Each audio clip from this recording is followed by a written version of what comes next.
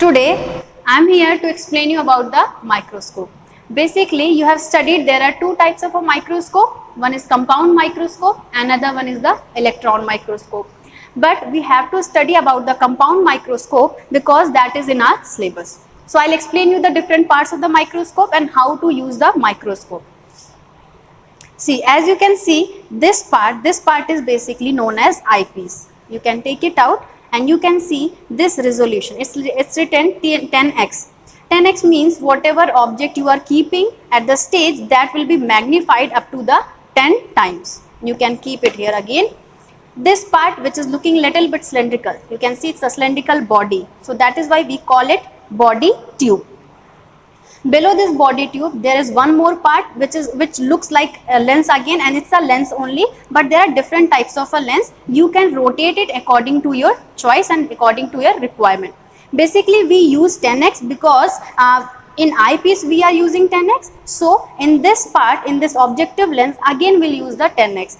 We have this 45x lens, we have this 10x lens, but we have to use 10x because eyepiece has 10x, so this objective lens should have 10x only. Why 10x? Because 10x into 10x, that is equals 100x. That means whatever slide you are putting at the stage, that will be magnified up to the 100 times, means your image will be clear. Now this part, this square part, black body, you can see it's a stage part where we keep our object, where we keep our slide. And you can see there are two clips. These clips are, you can see it's free and you can use to hold the slide. For example, it's a slide. You can keep it here. You can hold the slide with the help of clip. Now your slide will be fixed. It will not be disturbed.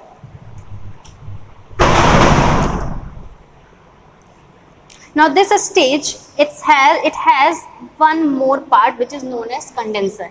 This part is known as condenser, means this part you can see like this part is condenser, means it basically collects the light which is reflected by the mirror. So whenever you are keeping your slide, you have to see that whether this condenser is rotating properly and it's collecting the light properly or not. And this mirror, let me put it again. So now you can see it's a mirror. Basically this mirror is to reflect the light. So whenever you are using the microscope, you have to keep your microscope in the sunlight so that this mirror can collect the light properly and it can reflect properly. Let me show you something. See, this stage has one aperture and it is little bit darker. Now if I rotate my this mirror part, it will be little bit light. See, as you can see, now it's lighter. So whenever you are keeping your slide, it will reflect the light. This mirror will reflect the light through this aperture and your image will be clear. Coming to the last, this one is your base part which helps to stand it properly, and this part is known as handle. As you can see, like I'm holding it from here only. So whenever you are holding your microscope, you hold it from here only and you can keep it properly. Second thing, now you can say there are two knobs. Two knobs means one is little bit bigger in comparison to this one. So this bigger one, this bigger knob, this knob is basically known as coarse adjustment knob, and this smaller one is known as fine adjustment knob. So when you keep your slide at this stage, suppose I'm keeping my slide here, I kept it, holded it with the clip, adjusted the mirror.